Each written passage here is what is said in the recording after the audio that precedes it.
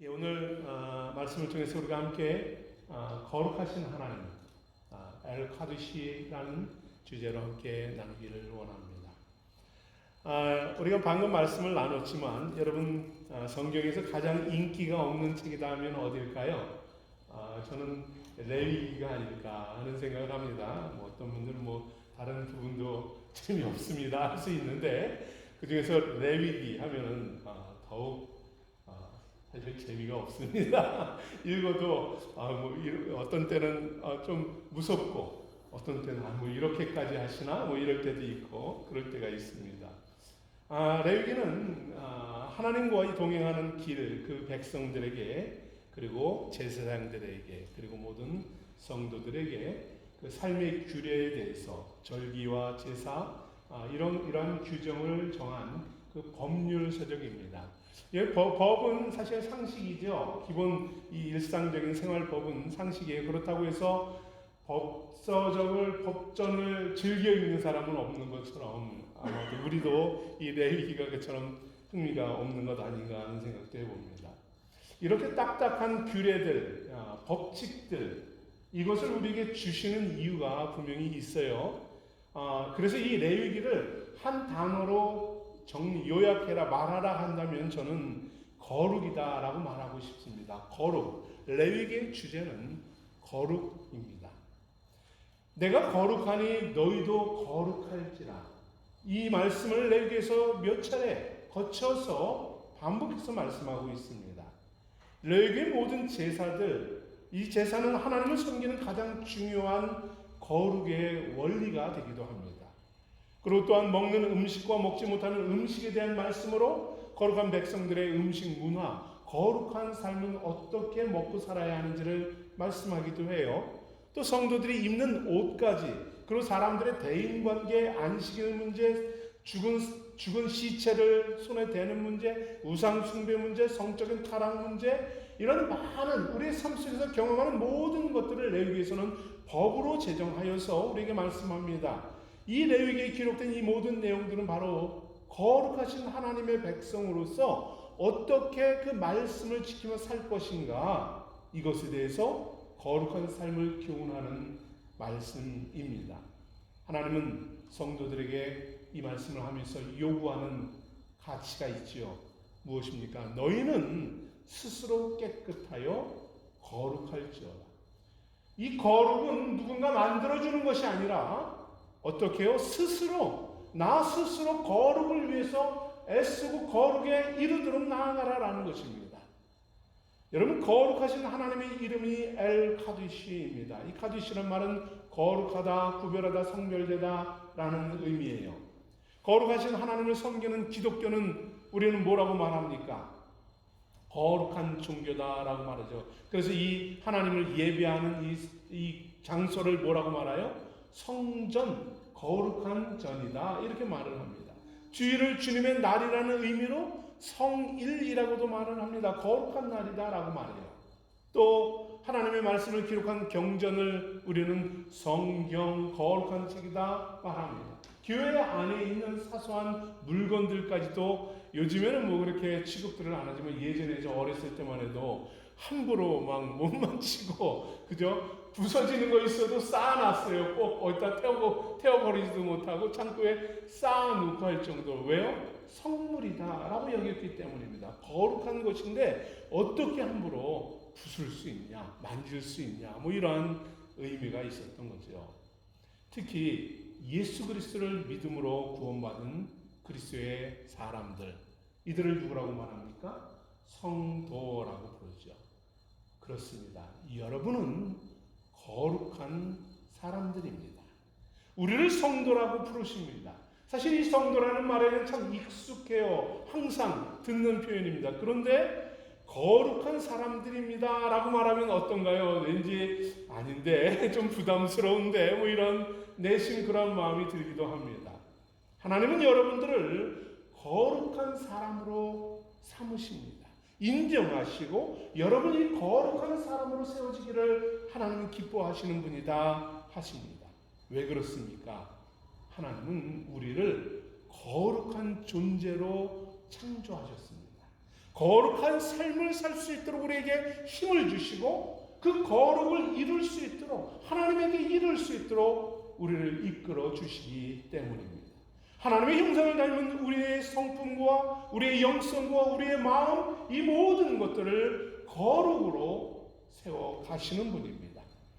그런데 여기에 오류가 생겼습니다. 바이러스가 생겨버렸습니다. 문제가 생겨버렸지요. 하나님의 백성들의 삶 속에서 거룩을 이루어 가지 못한다는 점입니다. 믿음의 사람들이 과연 거룩한 삶, 성스러운 삶을 살아가고 있는가? 이 질문에는 머뭇거립니다. 그렇지 못할 때가 많은데 하면 내심, 조바심이 생깁니다. 하나님을 믿는 우리가 내가 어떻게 거룩을 증명할 수 있을까? 여기에는 자신감을 잃어버리게 되죠. 여러분, 무엇을 근거로 우리는 거룩하다 말할 수 있을까요? 우리는 과연 나의 거룩함을 무엇으로 나타내고 증명할 수 있을까요? 무엇으로 거룩하신 하나님을 내가 닮아가고 있다라고 고백할 수 있겠습니까?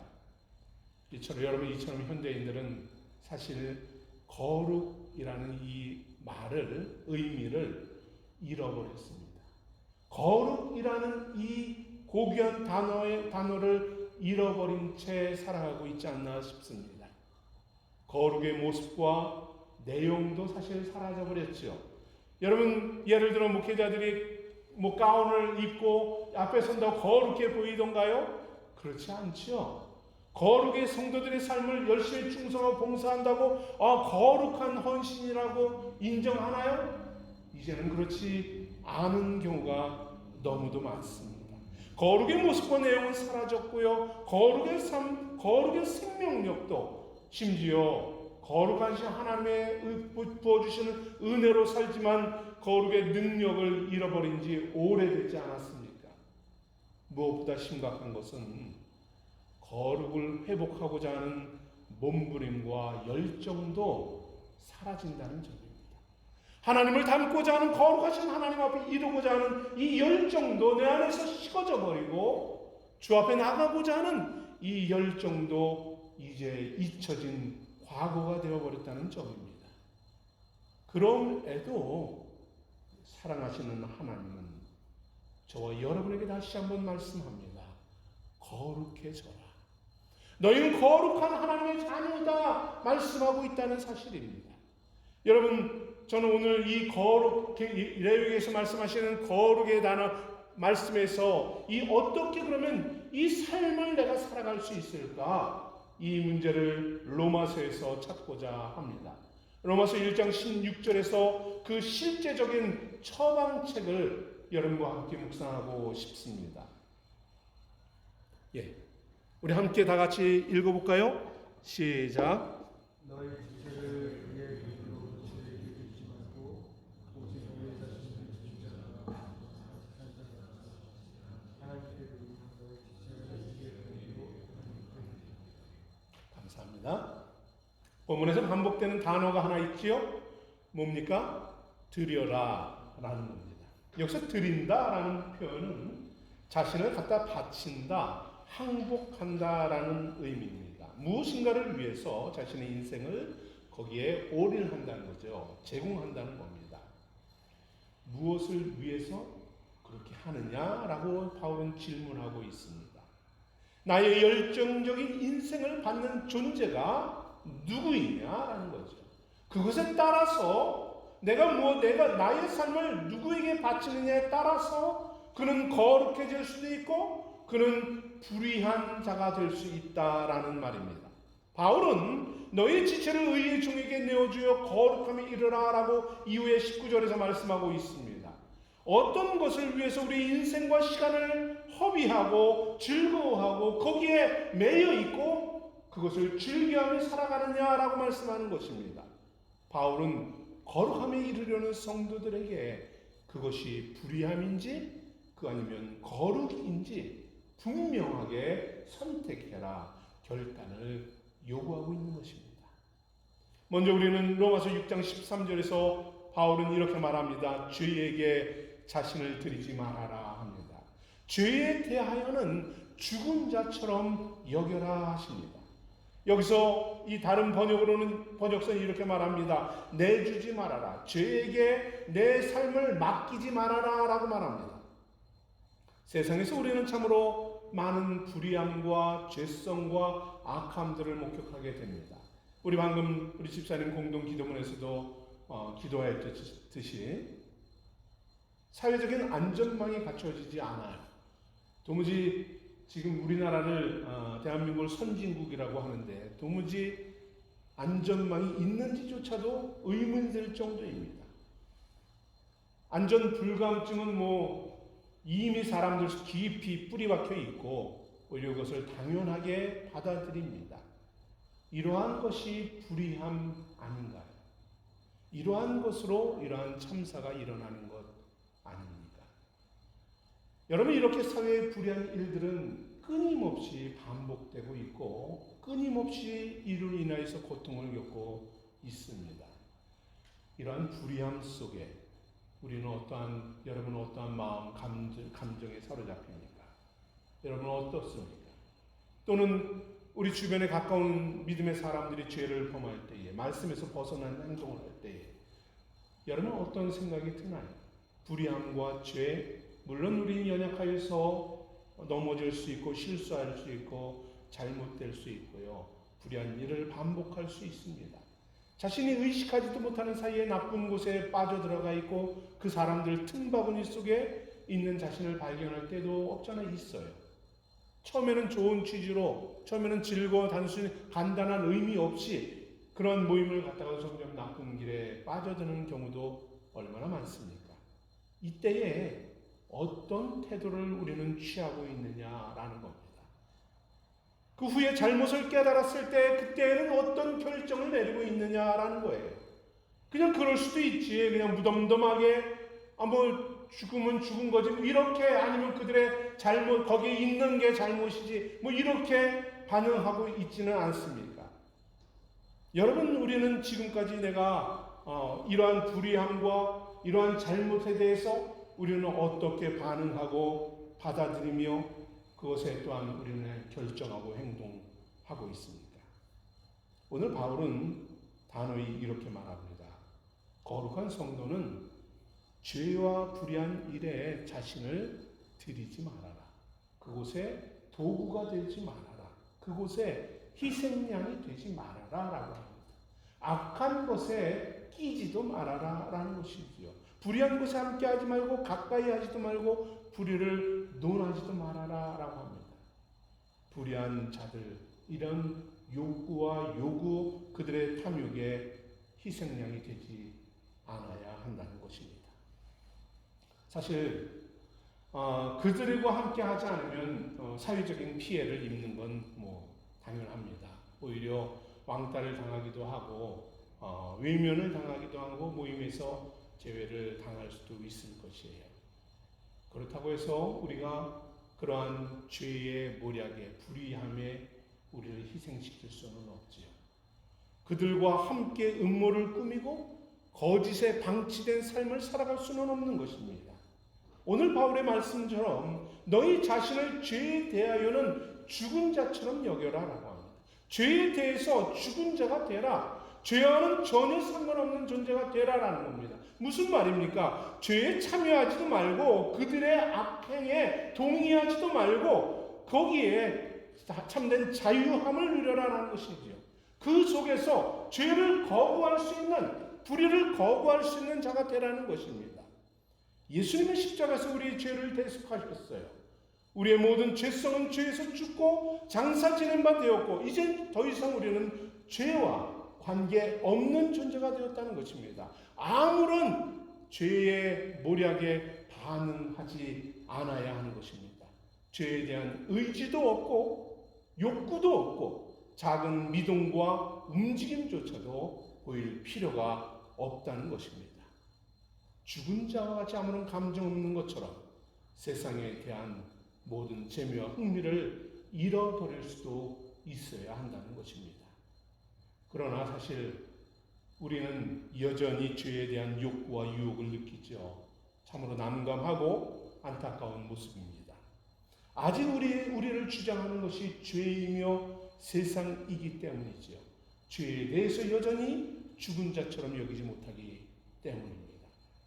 여러분, 오늘 우리가 읽은 레위기 20장 말씀은 그 20장 앞부분과 뒷부분에 어떤 상황이 기록되어 있는 줄 아십니까? 거기에는 반드시 죽여야 할 죄들을 설명하고 있습니다.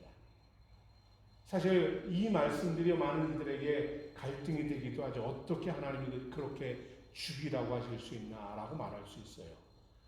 그런데 오늘 이 로마서의 말씀과 같이 생각하면 정말 그것은 죽은 자처럼 살아야 함을 우리가 경험하게 됩니다. 자식을 몰래에게 제물을 바치는 자들, 접신하는 자들, 박수무당들, 음란한 자들, 부모를 저주하는 자들, 성적인 죄들, 이 죄를 범하는 자들을 반드시 죽여라라고 하십니다. 왜요? 그렇게 살다가는 우리도 이집트 애국 백성들처럼, 가나안 백성들처럼 망하게 되기 때문이다라는 것입니다. 저주받은 인생이 되기 때문입니다. 죄의 노예로 살 수밖에 없기 때문이라는 거죠. 그렇습니다. 거룩은 막연하게 내가 마음가짐으로 내가 거룩해지겠다, 내가 신실해지겠다, 이 막연한 환상이 아니라는 겁니다. 거룩은 실제적인 사건이고 투쟁하고 이루어야 하는 삶이라는 사실입니다. 거룩을 위해서 하나님이 명하신 모든 규례와 법규를 감당하고 지켜야 한다는 것이에요. 그렇지 않을 경우에는 축복받은 땅에서 너희를 토해내겠다 하십니다. 성도는 죄에 대해 자기를 죽은 자처럼 여기는 훈련을 해야만 합니다. 자신의 욕구와 탐욕, 욕망을 십자가 앞에 내려놓는 훈련을 해야 하는 거죠. 십자가에서 죽는 이 영적 훈련을 하지 않고는 우리는 구별된 삶을 살 수 없기 때문입니다. 거룩함은 우리에게 찾아볼 수 없기 때문입니다. 거룩하신 하나님은 우리에게 요구합니다. 너희는 나에게 거룩한 사람이 되라 하십니다. 여러분, 하나님 앞에 서 있는 우리는 그 앞에서 거룩한 존재로 서야 한다는 것입니다. 이 땅에서, 이 삶 속에서 우리의 죄와 불의함을 단호히 버리고 거부하고 그런 것을 고치며 단호히 주님 앞에 거룩함을 유지하고 증명해내야 한다는 것입니다. 이때에 주님께서 우리에게 참된 생명과 소망을 주신다는 사실을 기억하시기 바랍니다. 두 번째로는 오늘 바울은 우리에게 이와 같이 권면합니다. 죄와 불의에 대해서 죽은 자처럼 살아가는 이들아, 하나님에 대해서는 살아있는 삶을 살라 하십니다. 죄에서 죽은 자처럼 살아가는 것 쉽지 않은 일이에요. 여러분, 그렇지만 중단하지 마십시오.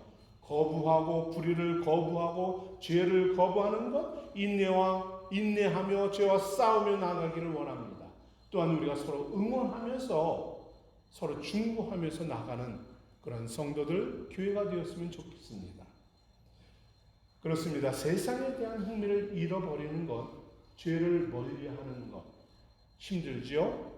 압니다. 그러나 여기에 한 가지 놀라운 은혜가 있다는 사실을 여러분 아십니까? 죄를 멀리하다 보면 상대적으로 놀라운 하나님의 큰 은혜를 경험하게 됩니다. 바로 하나님 앞에서 살아가는 삶을 살게 된다는 사실입니다. 어떻게 내가 하나님과 함께 동행하는 삶을 살아가는지 그것을 터득하게 된다는 것입니다. 말씀으로 살아가는 삶의 기쁨과 소망을 경험하게 됩니다. 주님과 동행하며 하나님에 대한 열정으로 살 수 있게 된다는 것, 이것이 바로 불의와 죄를 거부하는 자가 경험하는 은혜입니다. 죄에 대해 죽은 자가 되고 죄를 벗어나라고 몸부림치면 칠수록 우리가 하나님에 대해서 산 자로 살아가고 하나님으로 인하여서 생기 있고 능력 있는 삶을 살게 됩니다. 여러분, 바울은 오늘 이렇게 이야기합니다. 너희 자신을 그리스도 예수 안에서 하나님에 대하여는 살아있는 자로 여길지나. 아직까지 우리는 온전히 하나님 앞에 살아있는 존재는 아니에요. 그러나 예수 안에서, 복음과 진리 안에서 산 자처럼 하나님으로 살아가는 사람처럼 여기며 결단하며 선포하며 살아가는 것입니다. 세상의 죄에 대한 유혹과 미혹에 대해서 무관심한 자처럼 사는 것입니다. 그리스도의 사랑으로 즐겁고 생기 있는 자로 살아가는 것이죠. 이것이 저의 사실 고민이고 기도 제목입니다. 어떻게 하면 정말 죄에 대해 죽고 하나님에 대해 살고자 애를 쓰는 분들은 하나님으로 인하여서 생기와 소망과 은혜를 경험하며 살아가요. 그런데 이게 쉽게 주어지는 게 아니지 않습니까? 그죠? 오랜 세월 신앙생활을 해도 정말로 믿음의 즐거움과 기쁨이 무엇인지 모르고 살아가는 이들이 얼마나 많습니까? 저의 개인적인 고민이 바로 그거예요. 어떻게 하면 우리 아이들이 신앙생활 속에서 즐거워하고 교회 생활 속에서 기쁨 속에서 신나게 살 수 있을까? 어떻게 하면 저들이 예배 오는 것이 기쁘고 즐거울 수 있을까? 우리 성도들이 예배에 참여하고 그때마다 살아남을 경험하고 즐겁고 은혜 받으며 이 신앙생활이 신나고 이런 삶을 어떻게 하면 살 수 있을까? 사실 이게 저의 큰 고민 중에 하나입니다. 여러분도 함께 저와 함께 기도해 주시기를 바라요.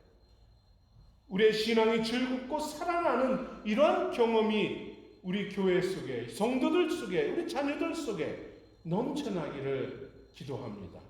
생수교회가 바로 이와 같이 살아있는 교회, 예배, 그러한 성도가 되기를 함께 기도합니다. 하나님에 대해 살아있고 생기를 경험하는 이러한 성도들이 되기를 함께 노력하기를 원합니다.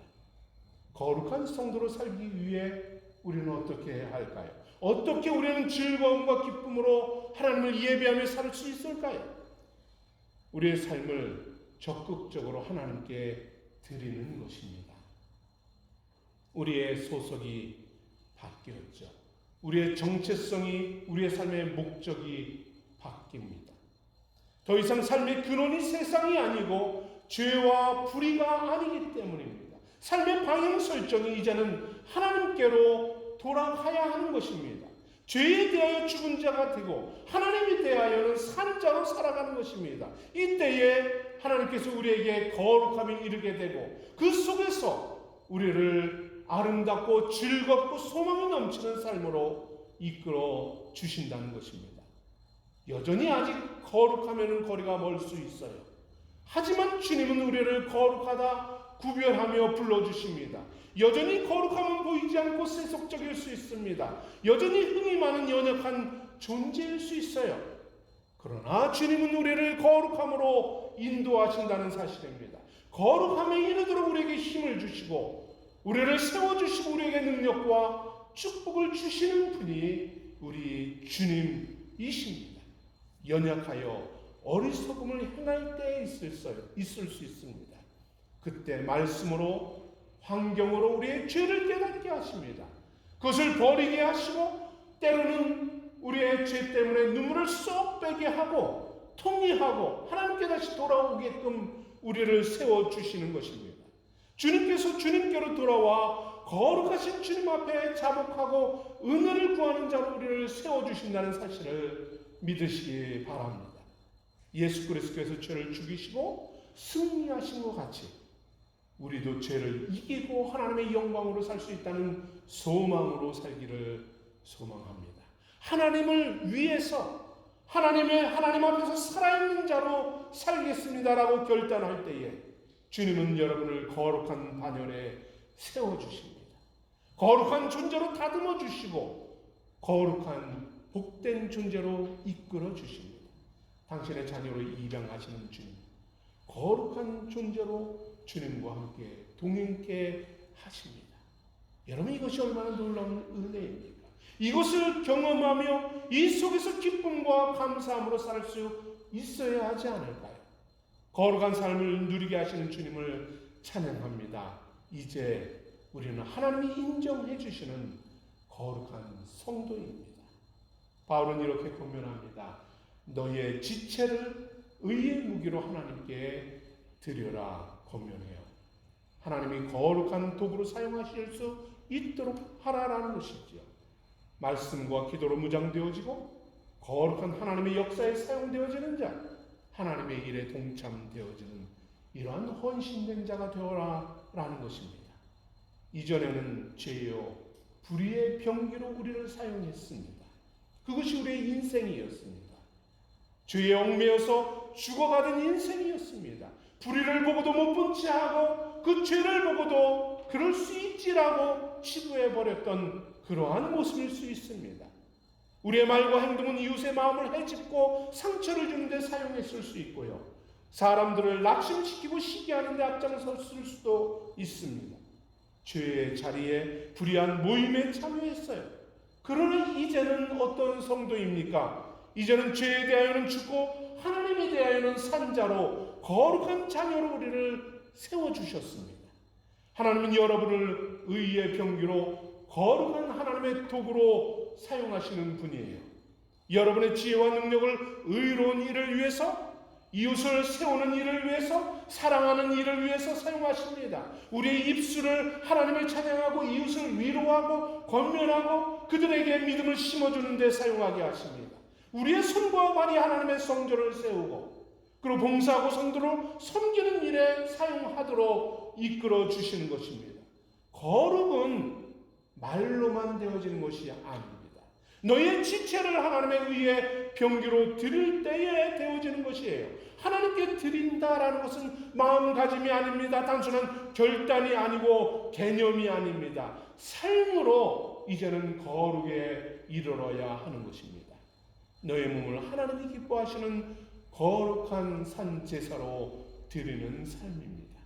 나의 머리와 입술과 손과 발, 물질이 하나님의 일을 위해 쓰여지는 도구가 되기를 소망합니다. 성도는 거룩을 연습하며 거룩의 습관이 몸에 배게 해야 합니다. 살아내야 하는 것입니다. 사랑하는 성도 여러분, 정말로 여러분이 하나님의 일에 사용되어지기를 원하십니까? 하나님께서 자신에게 부여한 달란트를 100% 활용하기를 원하십니까? 하나님의 거룩한 도구로 쓰임받을 때에 가능합니다. 새로운 존재로 변화된 자신을 경험하게 될 것입니다. 이 땅에서 하나님 안에서 살아가는 삶, 참된 기쁨과 만족의 삶을 회복하게 되는 것입니다. 이때에 거룩하신 엘 카두시 하나님께서 여러분과 동행하시는 것입니다. 구셀군의 창시자 윌리엄 부스가 말년에 안질로 고통을 겪었다고 합니다. 이때 의사의 진찰을 받은 후에 의사의 말을 전하는 아들이 참 고민이 많이 되었다고 해요. 그러면서 주저하다가 아버지 눈이 상태가 너무너무 안 좋답니다 라고 이야기를 했대요. 그러자 그가 하는 말이 그럼 내가 시력을 잃게 된다는 말이냐라고 질문하자 그런 것 같습니다. 한참을 침묵하던 부처는 조용히 미소를 지으며 유명한 말을 남겼죠. 뭐라고 합니까? 지금까지는 두 눈을 가지고 하나님과 이웃을 섬겨왔는데 이젠 두 눈이 없이 하나님과 이웃을 섬길 방안을 찾아야겠구나 라고 했다고 합니다. 그에게는 영혼을 구원하는 것이 가장 큰 목적이었고 그것이 그에게 주신 하나님의 삶이었죠. 그것을 위해서 그는 거룩한 삶을 살아냈습니다. 하나님에 대해 살아있는 거룩한 인생들, 얼마나 아름답고 얼마나 복된 인생들입니까?